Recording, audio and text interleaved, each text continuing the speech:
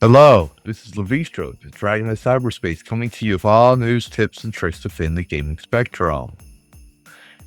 And it seems like Bungie Studios is having a plagiarism kerfuffle. The game developer reports Bungie's content cycling on Destiny 2 causes legal kerfuffle and plagiarism lawsuit by this guy, Brian Francis. Don't worry, I read the article before I recorded. Yeah. After my last rant with his little Spurg moment, I start reading all his stuff. I still found the article interesting. For you Destiny 2 players, like G-Jab Gamer. She plays Destiny, a lot of Destiny.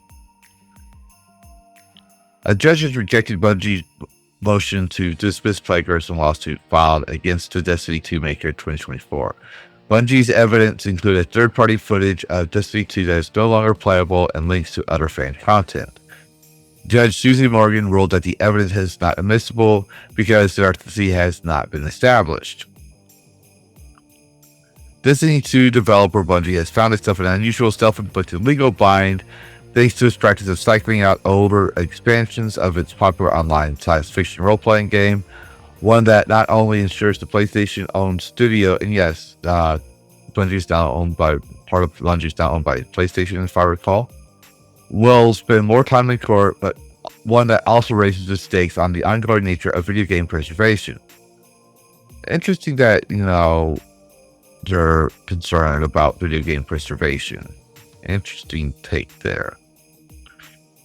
Last week, a federal judge rejected the company's motion to dismiss plagiarism lawsuit filed in late 2024, saying that the third-party footage and documentation of older Destiny 2 content it submitted was not sufficient evidence to establish copyright ownership. The lawsuit initiated by writer Matthew Keithley Martineau, I hope I said his name right, accuses Bungie of plagiarizing elements of a science fiction story he posted on WordPress from 2013 to 2014, hearing that content from Destiny's Red War and Curse of Osiris campaigns from the 2017 listed elements from his work.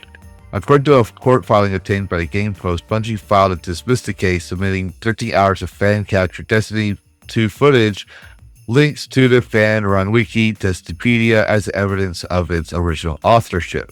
The developer stated in its motion that it was relying on third-party documentation of Destiny 2 because the two campaigns, Red War and Cursed Origins, are not currently playable on public or private versions of Destiny 2 due to the company's practice of content cycling, where older Destiny 2 expansions are taken offline to maintain game balance and not overload the amount of content the studio needs to maintain.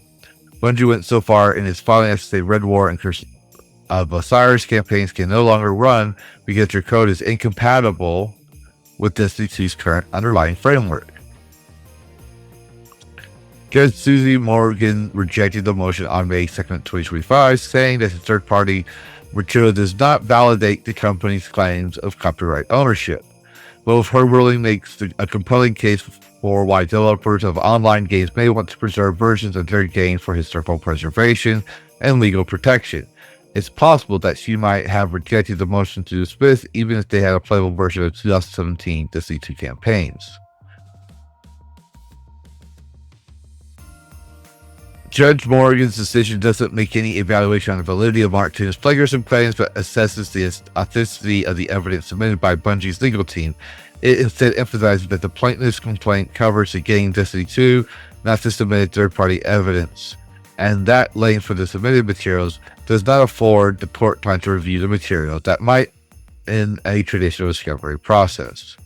Even if the court had access to a complete version of Destiny 2, this case would require a much more complicated side-by-side analysis than those conducted in the case law cited by defendant. Morgan wrote, responding to Bungie's references to cases like Gottlieb Development versus Paramount Pictures. That has not been sufficient time for discovery, and the attachments are admittedly of third-party origination. The authenticity has not been established. Morgan's decision to refuse the dismissal matches a larger trend of federal judges declining to outright dismiss copyright infringement cases in other creative mediums. The Hollywood Reporter recently pointed out that the federal appeals court have been cautioning lower courts against dismissing cases too soon. This has allowed lawsuits like the one filed against Apple and director M. Night Shyamalan by a director named Francesca Gregorini to proceed to a jury trial.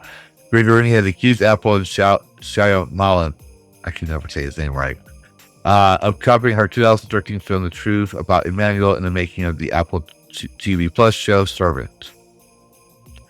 Gregorini's lawsuit had been initially dismissed, but that dismissal was reversed by an appeals court that ruled reasonable minds could differ on whether the two works were similar, and that the discovery process could shed light on the facts of the case.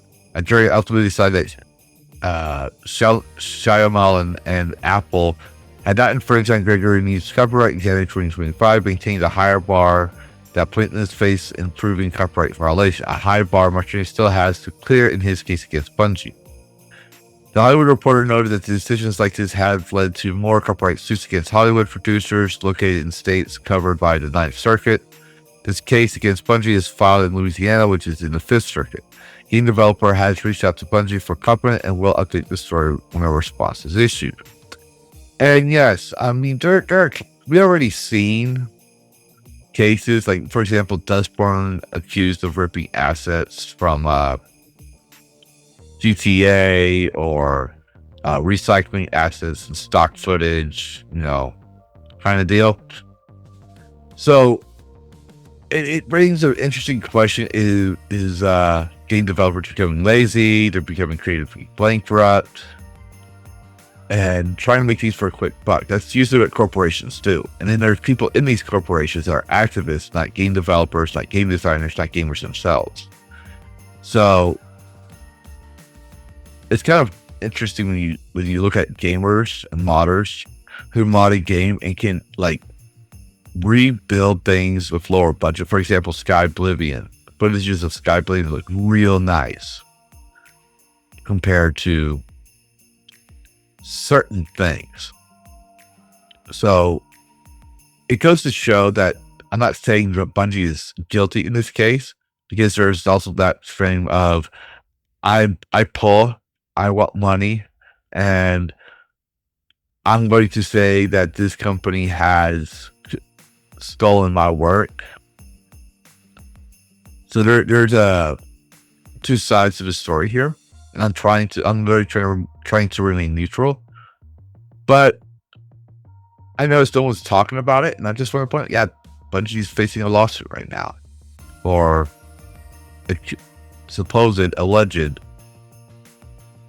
plagiarism, which is something I cannot stand. I can't stand. There's two things I can't stand in this world when it comes to the industry, and that's piracy and plagiarism. That being said, there's no excuse for it. Nothing you can say, literally nothing. And people have tried to justify it. Justifying theft is still theft. But what do you think, viewer? Do you think Bungie is guilty? Or do you think this is a farce? Put your thoughts in the comments below. As always, happy gaming. Worlds clash in endless collision. Gaming news with a fierce precision. With a spark so wild it breaks the norm. In the tempest's eye, a cyberstorm.